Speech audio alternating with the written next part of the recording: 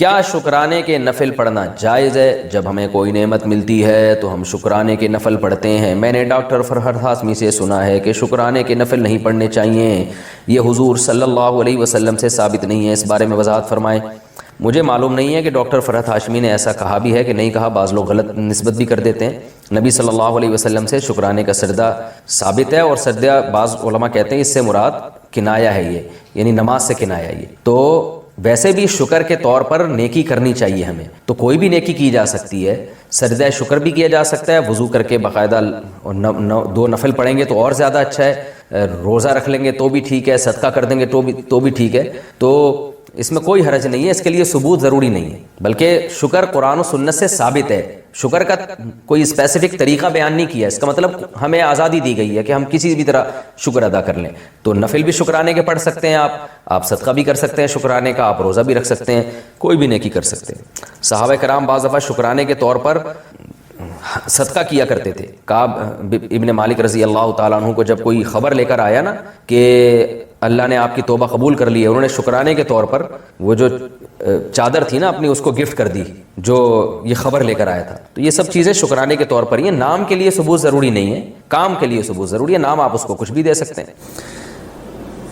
شکرانے کے طور پر کون سی عبادت کی جائے؟ ہم جس طرح نماز شکر پڑھتے ہیں، کیا اس طرح اللہ تعالیٰ کا شکر ادا کرنے کے لیے قرآن پاک پڑھ سکتے ہیں؟ نورین صاحبہ انڈیا سے۔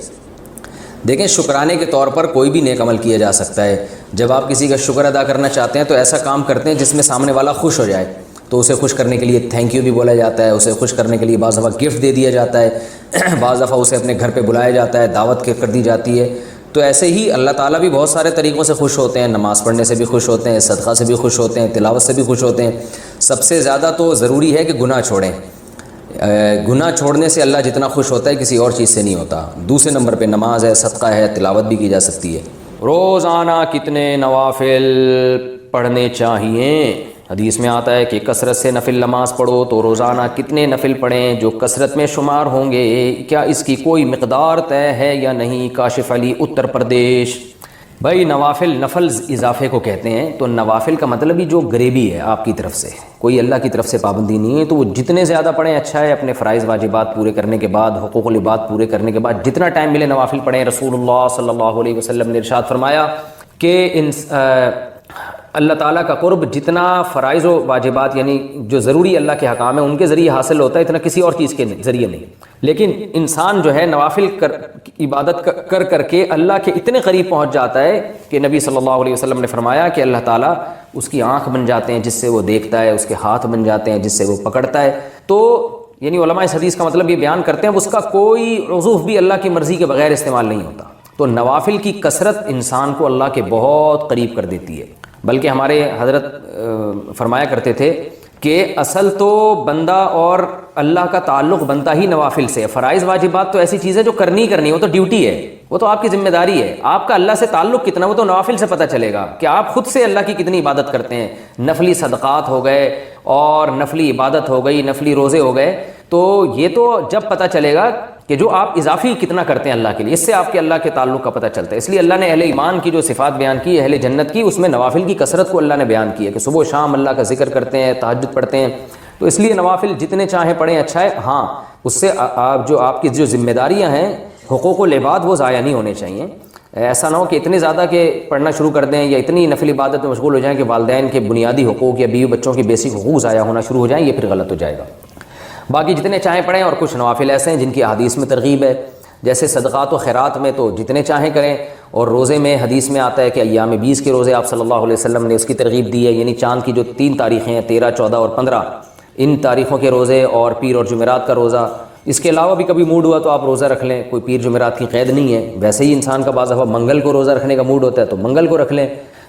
تو جتنے چاہیں نفل روزے، اور نفل نماز میں جو سب سے افضل نماز ہے وہ تہجد کی ہے۔ تو آپ اگر اپنے نوافل میں کچھ اضافہ کرنا چاہتے ہیں تو تہجد کی نماز پڑھیں آپ سب سے پہلے، اور اس کے علاوہ پھر اشراق کی نماز ہے، چاش کی نماز۔ بعض علماء کہتے ہیں اشراق اور چاش ایک ہی نماز ہے، اور جمہور علماء کہتے ہیں الگ الگ نماز ہے۔ تو مجھے جو ہے نا پوری دلائل سے تحقیق نہیں ہے، میں دونوں علماء کے اقوال میں جانتا ہوں تو میں دونوں کے قول نقل کر دیتا ہوں۔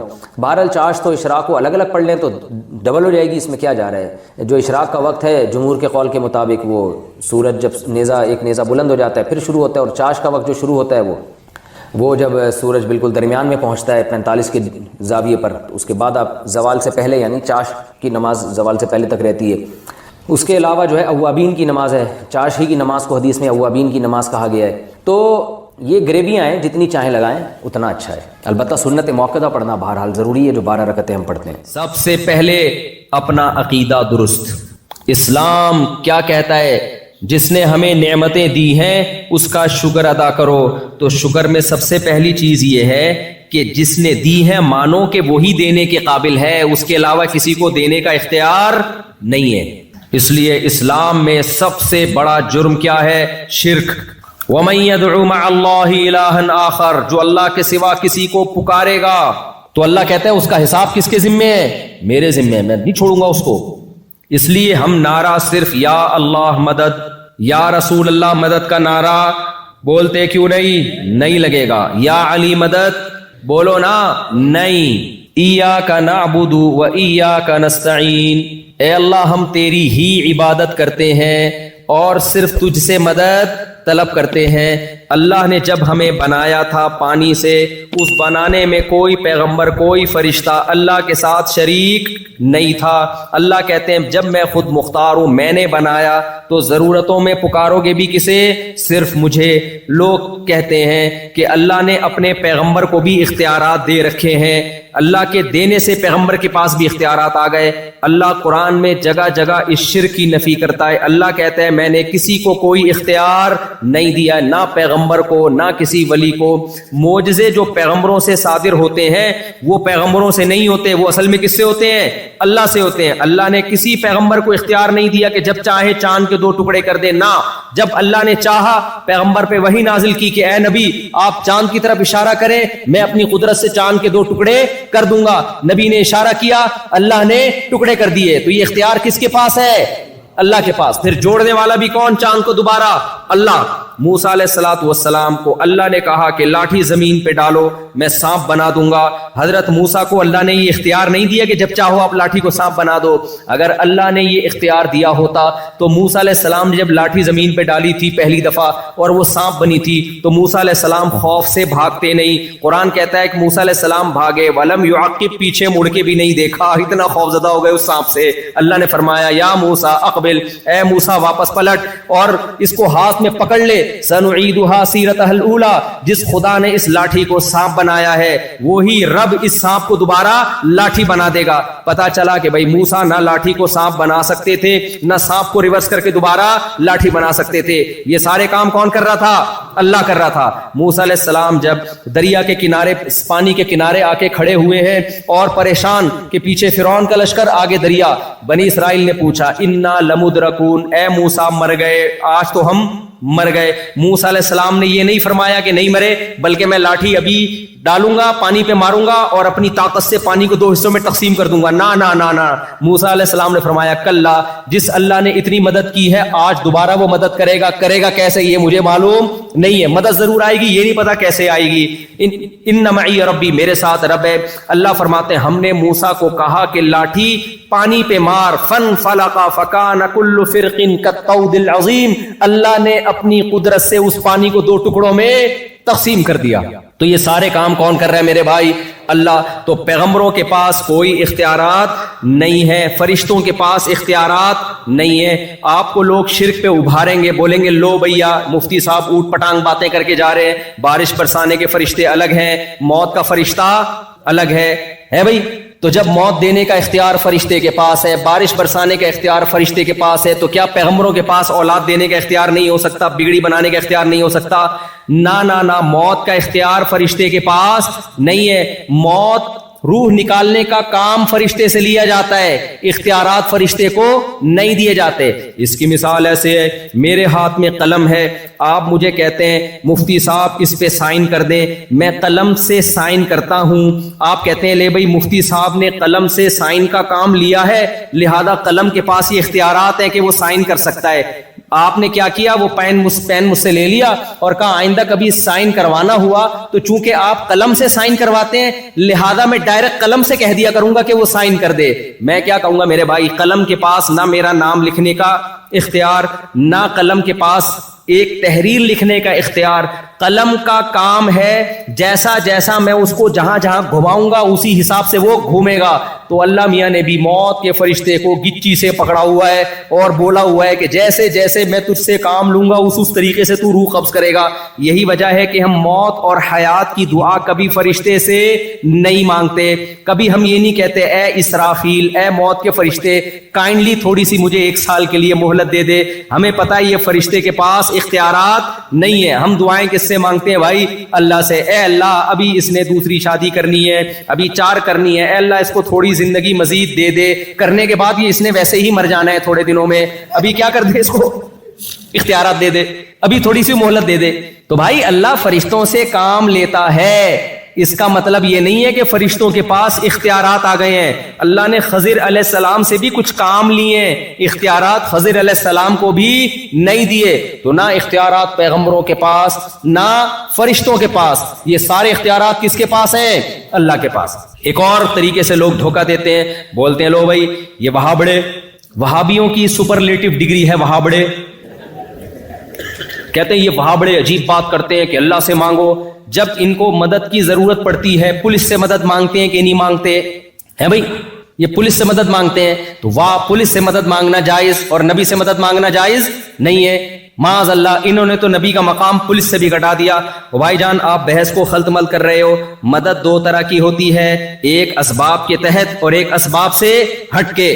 جب پولیس سے ہم مدد مانگتے ہیں تو وہ سائنٹیفک لاجک ہوتی ہے، فون کرو گے آپ، وہ گاڑی میں بیٹھ کے چلتے ہوئے آئیں گے، سائنسی اسباب اختیار کریں گے۔ اسباب کے اندر جو مدد مانگی جاتی ہے وہ شرک نہیں ہے، وہ تو ہم صبح شام ایک دوسرے سے مدد مانگ رہے ہوتے ہیں، وہ مدد مانگنا شرک ہے جو اسباب سے ہٹ کر، اللہ کوئی سبب نہ بھی ہو تو بھی کام کر سکتا ہے۔ ابراہیم علیہ السلام کو آگ میں ڈالا گیا، زندہ رہنے کی کوئی سائنٹیفک لاجک ہے؟ کوئی سائنسدان مانے گا؟ نہ، لیکن اللہ نے بچا کے دکھا دیا۔ عیسیٰ ابن مریم کو بغیر باپ کے پیدا کیا، کوئی سائنسدان مانے گا؟ بولتے کیوں نہیں مانے گا۔ ایک ایتھیسٹ نے کہا جب سے یہ ویڈیو کیمرے ایجاد ہوئے کرامتیں بند ہو گئی ہیں، تو کسی نے جواب میں دیا کہ بندر کا انسان بننا بھی بند ہو گیا جب سے۔ کہتے ہیں نا سائنسدان کے بندر سے بنے ہیں۔ میں ابھی جنگل میں گیا ہوں نا، وہاں شپاٹا میں، شپاٹا اتنی مشکل سے، ایک اوکاچی مچھی اتنی مشکل سے یاد ہوا تھا جاپان میں، ایک شپاٹا، تو وہاں اتنے بندروں کی قسمیں نظر آئیں، کوئی جوئیں نکال رہا ہے۔ میں نے کہا کوئی ایسا بندر دیکھو یار جو تھوڑا تھوڑا انسان بننا شروع ہو گیا ہو، تھوڑا تھوڑا سا لک آ رہا ہو اس، بے شک کروڑوں سال میں ہوا ہو بھائی، کروڑوں سال میں کچھ بندر تو ایسے ہوتے جو آدھے بندر ہوتے، آدھے وسیم لگ رہے ہوتے، غفار لگ رہے ہوتے۔ ایک ایسی نسل ہونی چاہیے تھی نا۔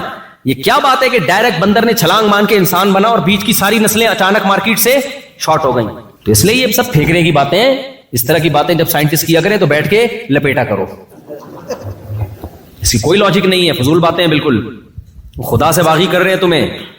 تو میں تو بھی گیا، میں نے بندروں کو بہت غور سے دیکھا، جہاں بندر آتے میں دیکھتا تھا، میں دیکھ شاید یہ والا بننے والا ہو بھائی، تھوڑا تھوڑا بن چکا ہو، کوئی بھی نظر نہیں آیا، یا تو بندر تھے یا ڈائریکٹ ہم انسان تھے، بیچ کی کوئی نسل ہمیں نظر نہیں آئی۔ اور آپ کہہ سکتے ہو آپ نے ایک جنگل دیکھ لیا نا، ساری دنیا کے جنگل گئے ہو، تو ابے تم لوگوں نے تو ساری دنیا کے سائنسدانوں نے تو دیکھ لیا ہے نا، کیمرے تم نے فٹ کر کے گئے ہو، تمہیں بھی اب تک کوئی نظر نہیں آیا۔ تو یہ نہیں ہو سکتا بھائی۔ اور اگر بندر سے بنا بھی ہے تو بندر کیسے بن گیا؟ بندر تک بننا آسان ہے؟ بندر بھی تو ایک اللہ کی مخلوق ہے، اس کی آنکھیں دیکھو، اس کی ناک دیکھو، یہ بھی سافٹ ویئر ہے بھائی، یہ بھی خود بخود ایوالو ہو کے یہاں تک نہیں پہنچ سکتے۔ تو میں کیا بات کر رہا تھا، ایک تو میں باتیں بھولنے بہت لگا، یہ میں حافظہ کمزور نہیں ہے میرا، کہیں آپ سمجھیں کہ حافظہ کمزور ہے، میرا توجہ ایک دم ایک ٹاپک کی طرف ہوتی ہے تو پورا اسی میں گھسڑ دیتا ہوں میں اپنے آپ۔ تو میں یہ عرض کر رہا تھا، ہاں عقیدے کی بات کر رہا تھا، توحید کے اسباب سے ہٹ کے کام کون کر سکتا ہے؟ اللہ۔ تبھی ہم دعا کرتے ہیں اللہ سے، دعا کہتے ہیں اسباب سے ہٹ کے کسی کو پکارنا، پولیس سے ہم دعا نہیں مانگتے۔ تو آپ یہاں بیٹھے بیٹھے نبی کو پکارو گے تو یہ اسباب کے تحت نہیں ہے، یہ اسباب سے ہٹ کے ہے، لہذا یہ والی پکار شرک ہے۔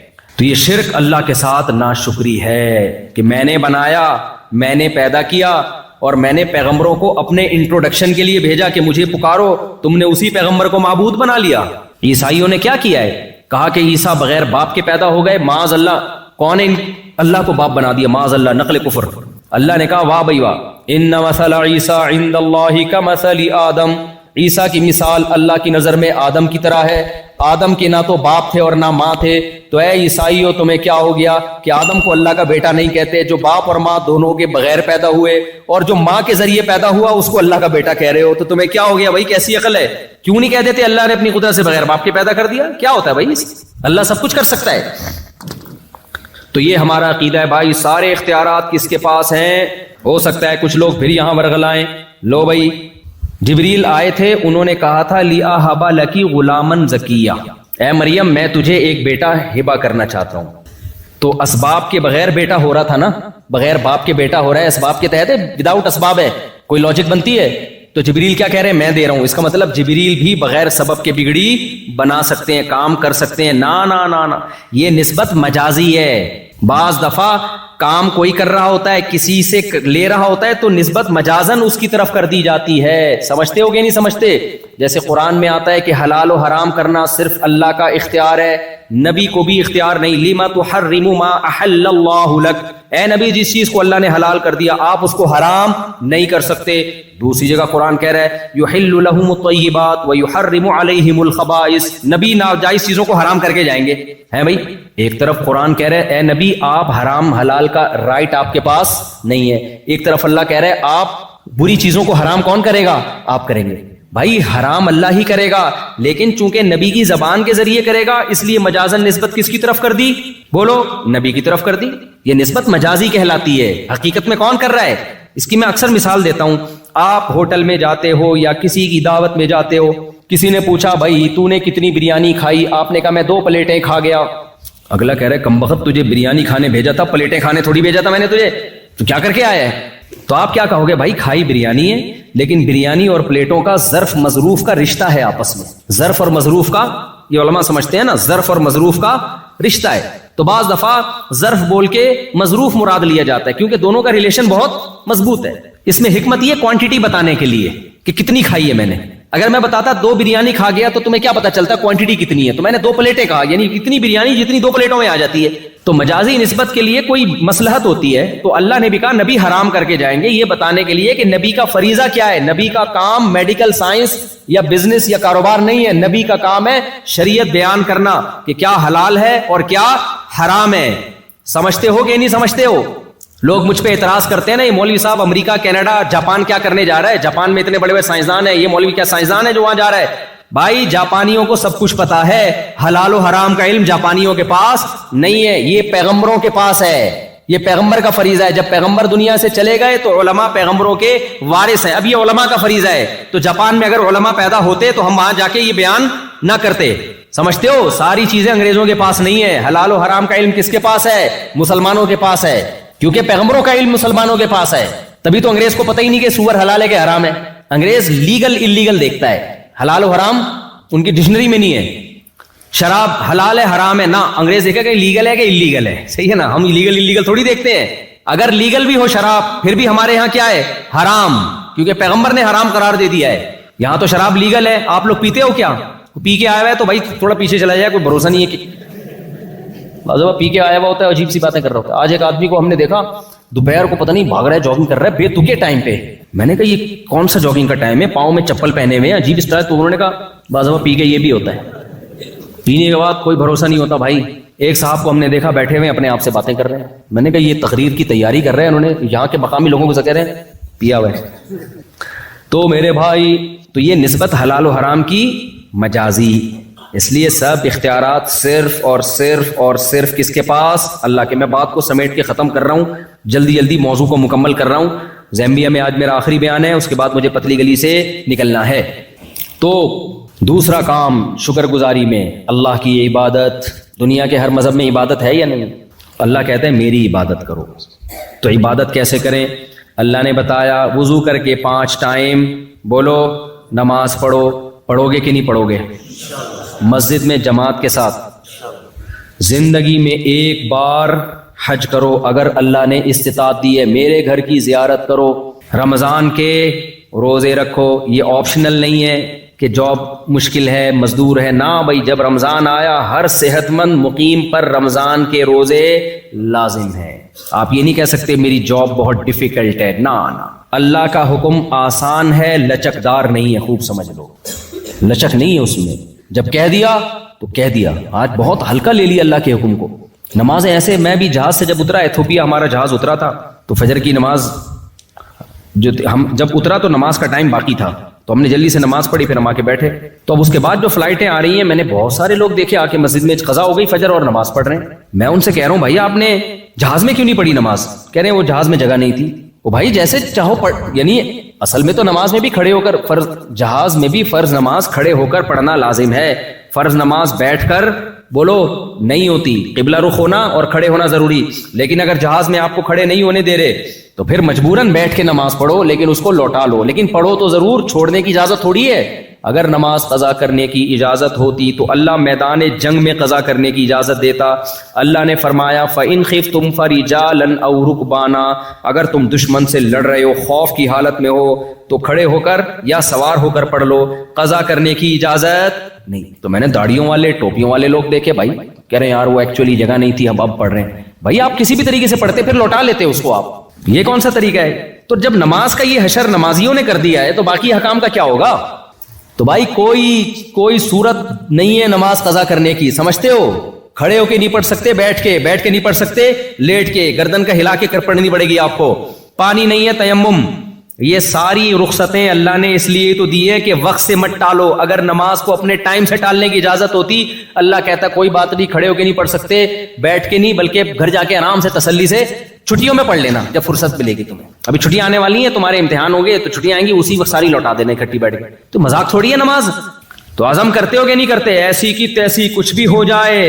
آج کل تو ایسی بہترین ایپلیکیشن آ گئی ہیں جہازوں کے سفر میں, آپ ایپلیکیشن ڈاؤن لوڈ کرو, اس میں اپنے فلائٹ کا ٹائم اور جہاں ارائیول اور ڈپارچر کا ٹائم لکھو, وہ پورا ٹائم نماز کا کہ جہاز کس وقت کہاں ہوگا, کتنے بج کے کتنے منٹ پہ کون سی نماز کا ٹائم داخل ہو رہا ہوگا, قبلہ کدھر ہوگا. اللہ نے اتنی آسانی کر دی ہے, سمجھتے ہو؟ اور مستورات کو بھی نماز پڑھوایا کرو. بہت سے نمازی ہم نے دیکھے اپنی بیگم کے ساتھ سفر کر رہے ہیں, ابے اب کون جائے گا, وضو کرے گا, ابے چھوڑ بعد میں بیگم کا. بھائی جان ابھی آزمائش ہے کہ نماز پڑھتا ہے کہ نہیں پڑھتا. خود بھی پڑھنا ہے, اپنے گھر والوں کو بھی.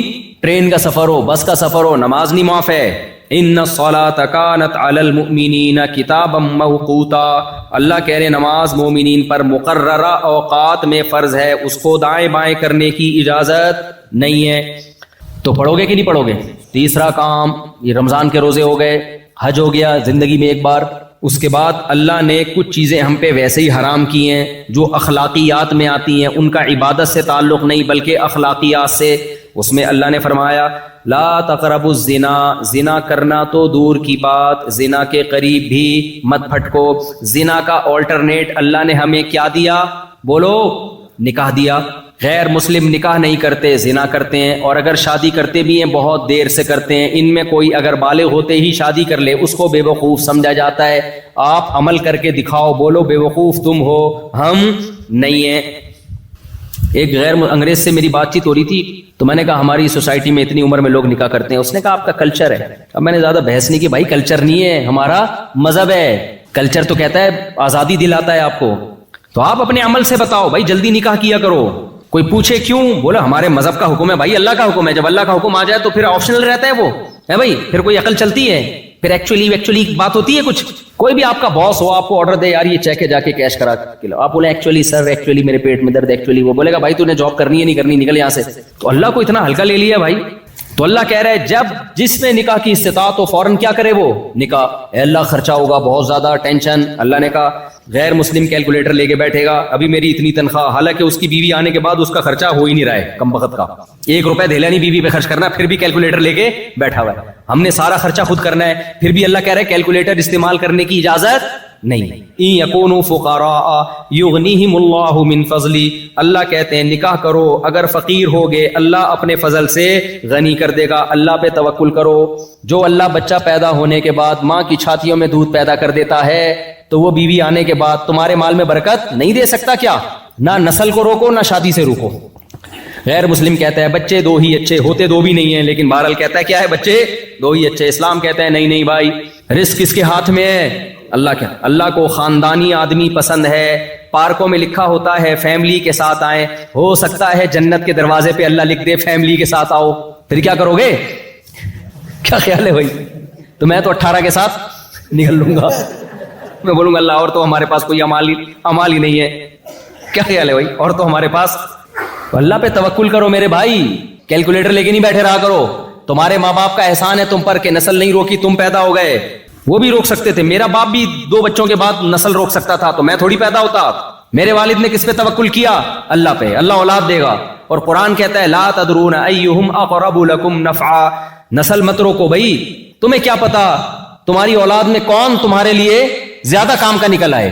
ایک صاحب کہنے لگے اتنے بچے ہوں گے، ہو سکتا ہے کوئی بگڑا ہوا نکلے۔ میں نے کہا بھائی اتنے پیدا کرو کہ 2-4 اسپیئر میں بگڑنے کے لیے بھی رکھو، اگر 2 ہوئے اور وہی بگڑ گئے تمہاری تو نسل گئی۔ کیا خیال ہے؟ نسل گئی تمہاری تو۔ غیر مسلموں بیچاروں پر ترس کی حالت ہے، انہوں نے نسل روک کے نا 2 بچے، پھر ان کا 2 خرچہ تو 2 پہ بھی ہوتا ہے، 1 بچہ پھر 1 بھی نہیں، بڑھاپے میں تنہائیاں کاٹ رہی ہیں، خاندان تباہ، نہ چاچے نہ مامے۔ جب بچے ہوتے ہیں تو پھر ان کے بچوں کے چاچے بھی ملتے ہیں، مامے بھی ملتے ہیں، خالو بھی ملتے ہیں، رشتے ملتے ہیں۔ یہاں کتنی خوشی ہوتی ہے جب میں آتا ہوں، یار یہ ہمارے چاچے، اتنے بڑے بڑے گھروں میں لوگ رہتے ہیں، اتنے رشتہ داری مضبوط ہے۔ سارا سیٹ اپ برباد ہو جائے گا اگر نسل روک لی۔ یہ ہمارے مذہب کا حکم ہے بھائی، ہم نے کسی فلاسفر کی اس میں نہیں سننی ہے۔ بیوقوف لوگ ہیں جو تمہیں پٹیاں پڑھاتے ہیں ایکچولی تربیت نہیں ہوگی، تو ان کی اپنے بچوں کی دیکھو کیا تربیت ہو رہی ہے۔ علماء کے بچے اکثر خدمت گزار ہو جاتے ہیں الحمدللہ، نافرمان ہو کے بھی لبرل لوگوں کے بچوں سے پھر بھی اچھے ہوتے ہیں۔ اور یہ تربیت کے چکر میں نا 2 بچے وہ بھی کیا نکلتے ہیں، ایک ہی انڈا وہ بھی گندا۔ ہم نے دیکھا ہے گھروں کے حالات، وہ بھی تمیز سے باپ سے بات نہیں کرتے۔ تو مت ناروں میں آؤ، جلدی بات کو سمیٹتا ہوں میں، بھائی کیا کروں یار، بریک ہی نہیں لگ رہی۔ تو جلد نکاح کرنا ہے۔ زنا کا آلٹرنیٹ کیا ہے؟ نکاح پیغمبروں کی سنت، اور زنا بدکاروں کی، برے لوگوں کی خصلت۔ تیسری چیز شراب۔ اخلاقیات میں کیا چیز آتی ہے؟ شراب اور نشہ۔ اتنی بری چیز ہے نا، 1 گھونٹ شراب کا پی لیا تو 40 دن نماز کی برکت ختم۔ فرض تو ادا ہو جائے گا، قضا کرنے سے گناہ سے بچ جاؤ گے، نماز کا جو پورا ثواب ملنا چاہیے تھا وہ اللہ 40 دن تک چھین لیتا ہے اگر سچی توبہ نہ کی۔ قریب بھی مت پھٹکو شراب کے۔ اور اس سے ٹینشن ختم نہیں ہوتی، اس سے ٹینشن بڑھ جاتی۔ شراب پینے والوں میں خودکشی کا ریشو زیادہ ہے، شراب سے بچنے والوں میں خودکشی کا ریشو کم ہے۔ ہر نشے کی چیز سے دور بھاگو۔ اور اخلاقیات میں کیا ہے؟ نبی صلی اللہ علیہ وسلم نے فرمایا مسکرا کے بات کرنا صدقہ، ان تلقى اخاك بوجه طلیق، جب کسی سے ملو مسکرا کے ملو، ایک دوسرے کی غیبت مت کرو، چغلیاں بولو مت لگاؤ، ایک دوسرے کی ٹانگیں مت کھینچو۔ کوئی اچھا کام کر رہا ہے اسے سپورٹ کرو۔ ہم لوگ کیا کرتے ہیں، کوئی اچھا کام کر رہا ہے سپورٹ تو کرتے نہیں، اس کی ٹانگیں کھینچنا شروع کر دیتے ہیں۔ یہ کیوں اچھا کام کر رہا ہے بھائی؟ جب دنیا کو مسافر خانہ نہیں سمجھتا نا انسان، سارے مزے دنیا میں لینا چاہتا ہے، تو یہ اخلاقی برائیاں پیدا ہوتی ہیں۔ بھائی اللہ نے کسی سے کوئی کام لے لیا، حسد مت کرو، رش کرو اس کے اوپر۔ حسد انسان کو کھا جاتا ہے۔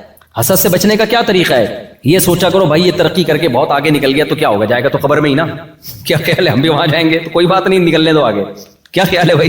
اور دوسری بات یہ کہ اللہ کی تقدیر میں تھا کہ اس کو زیادہ دے گا مجھے کم دے گا، تو اللہ سے کوئی لڑ سکتا ہے؟ کوئی بات نہیں یار، چلو یار اس کو زیادہ مل گیا، یہ زیادہ خوبصورت ہے، یہ زیادہ صحت اچھی ہے، اس کی 4 ہو گئی ہماری نہیں ہو رہی، یار استغفر اللہ، اس کی جو ہے وہ پیسہ فلاں کے پاس زیادہ آ گیا، فلاں کو جو ہے نا کاروبار میں ترقی ہو گئی، فلاں کی عزت زیادہ ہو گئی، ہونے دو یار، چلتا ہے یار، کوئی بات نہیں، ہم اللہ کی تقدیر پہ راضی۔ شیطان کے ساتھ یہی تو پرابلم تھی، شیطان عبادت کرتا تھا، اس نے بولا یہ کیا مسئلہ ہو گیا یار، یہ آدم نیا بنایا گیا اور اللہ کہہ رہا ہے اس کو سجدہ کرو، یہ تو پرابلم کریٹ ہو گئی نا، کیا خیال ہے بھائی؟ یہ تو معاذ اللہ نے پرابلم کریٹ کر دی ہے۔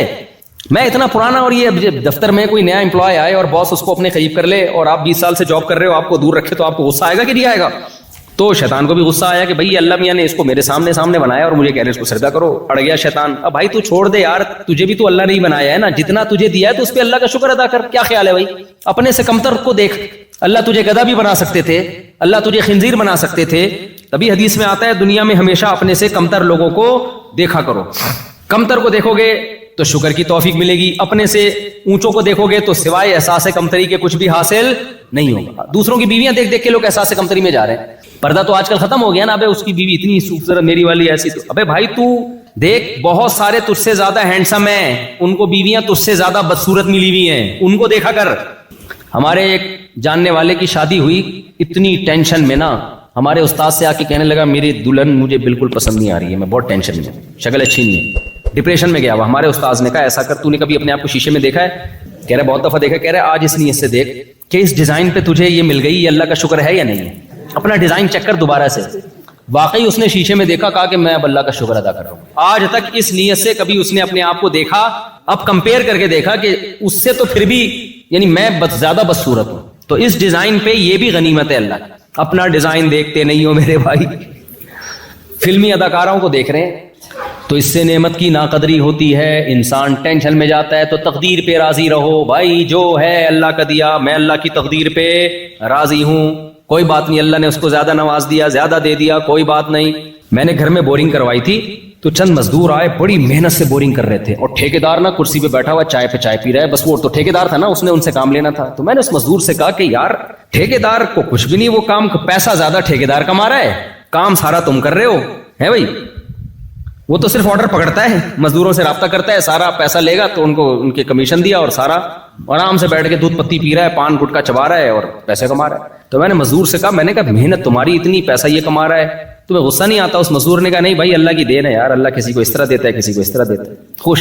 میں نے کہا دیکھو 2 منٹ میں اس نے مسئلہ کیا کر دیا، سارے ٹھیکیدار بن جائیں تو بورنگ کراچی میں ہوتا تو میں کہتا تمہارا باپ کرے گا پھر۔ بھائی اللہ کی تقسیم ہے، کسی کو اللہ نے ٹھیکیدار بنا دیا اور کسی کو اللہ نے سارے ہی ٹھیکیدار بن جائیں، تو پھر تھوڑی، پھر کون بورنگ کرے گا بیٹھ کے؟ تو یہ اللہ کی دین ہے میرے بھائی۔ یبسط الرزق لمن یشاء، جس کو چاہتا ہوں رزق کے دروازے کھول دیتا ہوں، ویقبض، جس کے چاہتا ہوں رزق کے دروازے بند کر دیتا ہوں۔ لیکن تسلی اللہ نے جس کے رزق کے دروازے کم کر دیے اس کو بھی دی ہے۔ بھائی زیادہ ٹینشن لینے کی ضرورت نہیں ہے، یہ جو اتنا کروڑ پتی بن گیا یہ بھی قبرستان میں جانے والا ہے، ٹھیک ہے، تو بھی کہاں جانے والا ہے، اندر جا کے دونوں کیا ہو جاؤ گے؟ برابر۔ جب قبر کھود کے دیکھی جائے تو رکشے والے کی قبر میں اور 1000 گز کے بنگلے والے کی قبر میں اندر سے کوئی فرق نہیں ہوتا۔ تو اس لیے اخلاقیات میں کیا ہے؟ ایک دوسرے سے حسد اور جیلسی بولو مت کرو، غیبتیں، چغلیاں، مخالفتیں مت کرو ایک دوسرے کی۔ اور اخلاقیات میں یہ تو اخلاقیات، دوسرا کیا ہے؟ حقوق العباد۔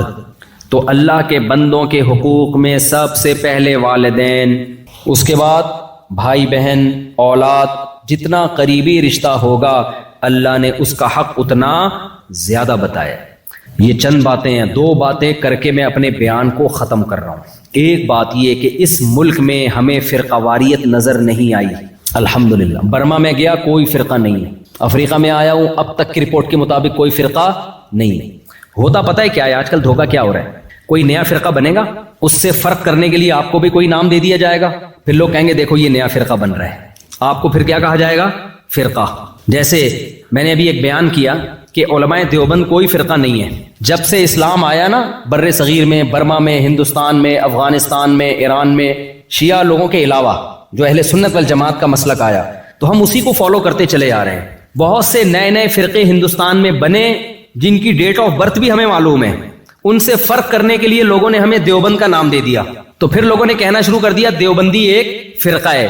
بھائی دیوبندی فرقہ نہیں ہے، یہ علماء بر صغیر کے، یہ تو صدیوں سے جو اسلام آیا تھا اسی کو فالو کرتے آ رہے ہیں، ان سے جو ہٹے اور نئے نام دیے وہ نئے فرقے بنے ہیں۔ سمجھ میں آ رہی ہے کہ نہیں آ رہی ہے بات؟ تو فرقہ واریت سے بچنے کا طریقہ میں آج آپ کو بتاتا ہوں۔ دیکھو نبی صلی اللہ علیہ وسلم نے، یہ بہت امپورٹنٹ بات ہے، اس کو گچی سے پکڑ لو، کیونکہ جہاں بھی پاکستانی جاتا ہے نا وہاں کچھ نہ کچھ نئے جو اسکالر آ رہے ہیں نا یہ کچھ نہ کچھ گند کرتے ہیں۔ دیکھو نبی صلی اللہ علیہ وسلم نے فرمایا میری امت 73 فرقوں میں تقسیم ہوگی، ان 73 میں 72 جہنمی، 1 جنتی۔ وہ ایک جو جنتی ہے اس کے بارے میں نبی نے فرمایا ما انا علیہ و اصحابی، جلدی سمیٹ رہا ہوں میں، کہ جو میرے اور صحابہ کے طریقے کو فالو کرے گا۔ اسی وجہ سے علماء نے اس جنتی فرقے کا نام رکھا اہل سنت والجماعت۔ سنت سے مراد نبی اور جماعت سے مراد صحابہ۔ جو بھی نبی اور صحابہ کے طریقے سے ہٹ کے قرآن کو ایکسپلین کرے گا وہ کس میں جائے گا؟ جہنم میں، وہ ان 72 میں داخل ہوگا جو جہنمی ہے۔ یہ جو چاروں امام ہیں نا، امام ابو حنیفہ، امام مالک، امام احمد، امام شافعی رحمہم اللہ تعالی، ان کی اصل بنیاد قرآن، سنت اور صحابہ ہیں۔ یہ کبھی اجماع صحابہ کے خلاف بولو نہیں جاتے۔ تبھی چاروں امام 3 طلاقوں کو 3 کہتے ہیں. وجہ کیا ہے کہ صحابہ سارے کے سارے 3 طلاقوں کو اکٹھی 3 طلاقوں کو 3 مانتے تھے. یہ صحابہ کے اجماع کے خلاف نہیں جاتے تھے یہ لوگ. ہاں کچھ مسائل میں ان میں اختلاف ہوا, اس اختلاف کی وجہ سے وہ جہنمی فرقوں میں نہیں آ جاتے. اس کی دلیل بھی حدیث سے ثابت ہے. نبی صلی اللہ علیہ وسلم نے صحابہ کو بھیجا کہ تم میں کوئی عصر کی نماز نہ پڑھے جب تک بنو قریظہ نہ پہنچ جاؤ. جلدی جلدی حدیث بیان کر رہا ہوں. صحابہ گئے, عصر کی نماز قضا ہونے لگی. اب بعض نے کہا بھائی نبی کا مقصد یہ تھوڑی تھا کہ نماز قضا کر دی جائے, تو اس لیے ہم نماز پڑھیں گے. قرآن نے حکم دیا ہے عصر کی نماز کی حفاظت کرو, درمیانی نماز کی حفاظت کرو. بعض نے کہا بھائی نبی کی بات کا مطلب یہ نہیں تھا, لہذا ہم نماز پڑھیں گے. بعض نے کہا بھائی مطلب تھا یا نہیں تھا, نبی کا حکم یہ کہ نہیں پڑھنی تو ہم نہیں پڑھیں گے. اب حدیث کی تشریح میں اختلاف ہوا کہ نہیں ہوا؟ دونوں کے پاس دلیل ہے. ایک قرآن سے دلیل لے رہا ہے, ایک حدیث سے دلیل لے رہا ہے. دلیل کس کے پاس ہے؟ دونوں کے پاس. نبی نے دونوں کو ملامت بولو نہیں کی. کوئی یہ کہہ سکتا ہے یہ 2 الگ الگ فرقے تھے, ایک کہتا ہے نماز پڑھنی چاہیے, دوسرا کہتا ہے نماز نہیں پڑھنی چاہیے. بھائی یہ فرقے نہیں تھے, یہ مکتبہ فکر تھے, رائے کا اختلاف تھا قرآن و سنت کو سمجھنے میں. اس اختلاف کی بیس پہ کوئی رائے وجود میں آئے تو اس رائے کو فرقہ نہیں کہا جا سکتا. یہ جو امام ابو حنیفہ, امام مالک, امام شافعی, امام احمد بن حنبل, انہوں نے قرآن و سنت پہ ریسرچ کی ہے تو بہت سارے مسائل میں ان کا اتفاق ہو گیا. اور کچھ مسائل ایسے تھے جن میں ادھر بھی دلیل ادھر بھی دلیل, تو ان مسائل میں ان کا اختلاف ہو گیا اور انہوں نے اسلامی قانون کو مرتب کر لیا. جب اسلامی قانون مرتب ہوا تو پوری دنیا میں انہی کے فالوورز پھیل گئے. پوری دنیا میں, بر صغیر میں ہندوستان, پاکستان, اسی طرح روس کی ریاستیں, ازبکستان, بخارا, سمرقند, ان علاقوں میں, افغانستان اور برما, یہ پورے علاقوں میں فقہ حنفی آیا. سمجھتے ہو؟ تو یہ سارے کے سارے یہاں اسلام لانے والے ہی حنفی تھے. تو یہاں قدیم جو اسلام آیا ہے وہ کون لے کر آئے ہیں؟ حنفی علماء لے کر آئے ہیں. تبھی صدیوں سے یہاں فقہ حنفی کو فالو کیا جا رہا ہے. آپ جس کنٹری میں رہتے ہیں یہاں زیادہ تر لوگ مالکی ہیں. میں نے یہاں دیکھے نماز پڑھتے ہوئے فقہ مالکیہ کو. یہاں امام مالک رحمہ اللہ تعالیٰ کی تحقیقات کو فالو کیا گیا. سعودی عرب میں بہت تھوڑے سے علاقے میں 2% لوگوں نے امام احمد ابن حنبل کے فقہ کو فالو کیا. اسی طرح ملیشیا, انڈونیشیا میں اسلام کیا تو شوافے گئے وہاں پہ, فقہ شافی. تو پوری دنیا صدیوں تک ان 4 فقہ کو فالو کرتی رہی ہے. لہذا کوئی اگر اٹھ کے کہے یہ 4 فقہ فرقے ہیں تو وہ 100% غلط بات کر رہا ہے, کیونکہ اس کا مطلب تو پھر پوری امت ہی جہنم میں چلی گئی نا. بچے گا کون؟ ابے کیا ہو گیا؟ تو بچے گا پھر کوئی؟ پھر وہی دال چاول والا قصہ ہو جائے گا جو میں بار بار بیان کرتا ہوں. ایک آدمی نے خواب دیکھا کہ جنت میں دال چاول کھائی جا رہی ہے, جہنم میں دیگیں پک رہی ہیں. اس نے کہا یار یہ کیا مذاق ہے؟ تو فرشتے نے بولا 4 آدمی آئے ہیں جنت میں دال چاول ہی پکائیں گے, اب دیگیں تھوڑی پکائیں گے ان کے لیے ہم. کچھ لوگ اسلام کو ایسا ایکسپلین کرتے ہیں کہ ایسا لگتا ہے یہ 4-6 آدمی ٹھیک ہیں, باقی سارے صدیوں سے کیا کر رہے ہیں؟ گھاس کھا رہے ہیں. تو امام ابو حنیفہ کا جو فقہ ہے وہ فقہ حنفی ہے وہ فقہ محمدی, نبی کا فقہ ہی ہے. اس کو مرتب امام ابو حنیفہ نے کیا, ان کے شاگردوں نے, اس لیے نسبت کس کی طرف کر دی؟ امام حنیفہ کی طرف. جیسے مصحف عثمانی, حضرت عثمان, یہ جو ہم مصحف پڑھتے ہیں نا قرآن, اس کو مصحف عثمانی کہا جاتا ہے. تو کیا مطلب یہ نبی کا مصحف نہیں ہے کیا؟ بھائی نبی کا مصحف ہے, لیکن اس کو ترتیب کس نے دیا ہے؟ جمع حضرت عثمان نے. تو نسبت کس کی طرف کر دی ہے؟ اب کوئی کہے ہم ابو حنیفہ فقہ حنفی کو نہیں, ہم قرآن و حدیث کو مانتے ہیں, اس کو چاہیے اپنی کھوپڑی کا علاج کرائے. یہ ایسا ہی ہے جو کہ میں مصحف عثمانی نہیں مانوں گا, میں مصحف محمدی مانوں گا. تو کہاں سے لائے گا مصحف محمدی؟ نبی کا مصحف مرتب کس نے کیا ہے؟ کوئی کہے میں بخاری کی حدیث نہیں مانوں گا, میں نبی کی حدیث مانوں گا. بھائی امام بخاری نے جو نبی کی باتوں کو جمع کیا, تو جن باتوں کو امام بخاری نے مرتب کیا اس کو بخاری کی حدیث کہا جاتا ہے وہ نبی کی حدیث. تو یہ جو قانون اسلامی مرتب ہوا ہے نا, اس مرتب شدہ قانون کو کیا کہا جاتا ہے؟ جس کو امام مالک نے مرتب کیا اس کو فقہ مالکیہ. تو یہ پوری دنیا میں پھیل گیا, اور جب گیا ہے تو پھر پوری دنیا میں مسلمانوں نے اسی کو فالو کیا ہے. ہر شخص کو اجازت نہیں دی ہے کہ وہ خود قرآن و حدیث میں تحقیق کر کے چیزیں لائے مارکیٹ میں. اگر ہر شخص کو اجازت دے دی جائے کہ خود سے وہ تحقیقات کرتا رہے تو دین چوں چوں کا مربع بن جائے گا, اچار چٹنی بن جائے گا, اور خواہشات کا مجموعہ بن جائے گا, جیسے کہ بن رہا ہے. ہر اسکالر اٹھتا ہے قرآن حدیث کے نام پہ کوئی نیا منجن مارکیٹ میں لا کے بیچنا شروع کر دیتا ہے. تو اس لیے حنفی بھی ٹھیک ہے, مالکی بھی ٹھیک ہے, شافی بھی بولو ٹھیک ہے. ان میں اگر اختلاف ہے تو وہی والا اختلاف ہے جو صحابہ میں بنو قریظہ والا اختلاف ہوا تھا. نبی نے کسی کو بھی جہنمی نہیں کہا, لیکن علماء کہتے ہیں فالو ایک کو کرنا ہے, برحق 4 کو سمجھنا ہے. جیسے صحابی نے ایک رائے کو فالو کیا تھا نا, 2 رائے کو فالو کرنا ممکن نہیں ہوتا. اب ایک صحابی کہہ رہے میں نہیں بھی پڑھوں گا اور پڑھوں گا بھی عصر کی نماز. بھائی ایک کو فالو کرو گے آپ, یا تو نہیں پڑھو گے یا پڑھو گے. دو کو تھوڑی فالو کیا جا سکتا ہے. لوگ کہتے ہیں جب چاروں بھرک ہیں تو چاروں کو فالو، یہ پاسبل نہیں ہے. دوسرا اس میں خواہشات کا دروازہ کھل جائے گا، اس لیے منع کیا جاتا ہے بھائی ایک کو فالو کرو. اب کیا ہوتا ہے، کچھ لوگ ہمیں فون کرتے ہیں کہ کسی لڑکی سے شادی کرنی ہے، اس کے ابا راضی نہیں ہے. میں کہتا ہوں آپ مجھ سے مسئلہ کیوں پوچھ رہے ہو، آپ تو اہل حدیث سے پوچھتے ہو مسئلہ. وہ کہتے ہیں بھائی اب لڑکی چاہیے نا، تو اب ہم سے پوچھ رہے ہیں مسئلہ. اہل حدیث تو کہتے ہیں کہ ولی کی اجازت کے بغیر نکاح نہیں ہوتا. کیکڑا کھانا ہو تو شافی بنا ہوا ہے، اور لڑکی کے ابا کی مرضی کے بغیر لڑکی سے شادی کرنی ہے تو حنفی بنا ہوا ہے. حالانکہ امام شافی کے نزدیک باپ کی مرضی کے بغیر آپ کسی لڑکی سے شادی بولو نہیں کر سکتے. نہ امام احمد کے نزدیک کر سکتے ہو، نہ امام مالک. دلائل دونوں کے پاس ہیں، ادھر بھی ہیں ادھر بھی ہیں، تبھی تو اختلاف ہوا ہے. تو اس لیے آپ اگر فرقہ واریت سے بچنا چاہتے ہو تو وہی طریقہ ہے جو صدیوں سے چلا آ رہا ہے. ایک کو فالو کرو مضبوطی کے ساتھ اور دوسرے پہ طنز مت کرو. ہاں کچھ چیزیں ایسی ہیں جو فقہ حنفی میں یا فقہ شافی میں ہیں نہیں، گھسیڑ دی گئی ہیں، وہ بدعتیں کہلاتی ہیں. تو ان بدعات میں کسی کو فالو نہیں کرنا، بدعت کا بائیکاٹ کرنا ہے. اب وہ بدعتیں کیا کیا ہیں جو حنفیوں میں بھی ہیں، کچھ شافیوں میں ہیں، کچھ مالکیوں میں ہیں، وہ میں بدعتوں پہ بیان کروں گا تو بہت لمبا بیان ہو جائے گا. تو بدعت نے کسی کی نہیں ماننی ہم نے. اور دوسری بات یہ کہ کچھ لوگ آئیں گے آپ کے پاس، امام حنیفہ نے یہ کہا، امام شافی نے یہ کہا، اس کی کوئی دلیل نہیں. بھائی جب فقہ مرتب ہوا ہے نا تو اس میں یہ نہیں ہوتا کہ ہر امام ابو حنیفہ کا قول لے لیا گیا ہے. فقہ میں پھر علماء مشائخ نے یہ فیصلہ کیا ہے کہ فلاں قول چھوڑ دیا، کسی دوسرے قول پہ فتویٰ دے دیا تو وہ فقہ کا حصہ بن گیا. شافعی فقہ میں امام شافی کا ہر قول شافی فقہ نہیں ہے. لوگ ہم پہ اعتراض کر رہے ہوتے ہیں 2.5 سال تم لوگ کہتے ہو دودھ پلانے کی مدت ہے. امام حنیفہ کہتے ہیں کہ دارالحرب میں سود لینا جائز ہے. بھائی فقہ حنفی میں جائز نہیں ہے، فقہ حنفی میں 2 سال کے بعد دودھ پلانا ناجائز ہے. تو اس میں فقہا خود فیصلہ کر چکے ہیں. بعض دفعہ امام حنیفہ تک حدیث نہیں پہنچی ہوتی. امام حنیفہ کے نزدیک بارش کے وقت نماز استسقاء نہیں ہے. اب کوئی کہہ دیکھو امام حنیفہ کے نزدیک بارش میں استسقاء نہیں ہے اور حدیث میں آتا ہے بارش میں استسقاء کی دعا ہے، تو یہ حنفی مذہب قرآن و سنت کے خلاف ہے. بھائی امام ابو حنیفہ کے اس قول کو حنفیوں نے لیا نہیں ہے، سمجھتے ہو؟ صاحبین کے قول کو لیا ہے، کیونکہ اس میں امکان ہے کہ ہو سکتا ہے امام صاحب تک یہ حدیث نہ پہنچی ہو.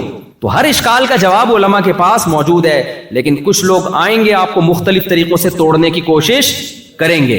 تو آج جو بھی کم بخت اتحاد کا لیبل لگا کے امت کو جوڑنے کی بات کر رہا ہے نا، وہ اصل میں نیا فرقہ بنا رہا ہوتا ہے، ایک نیا منجن مارکیٹ میں لا رہا ہوتا ہے. تو یہاں مالکی لوگ ہیں، ان کو مت چھیڑو. بولو بھائی امام مالک کا مذہب بھی کیا ہے، تنگ نہیں کرو ان کو چھیڑ چھیڑ کے.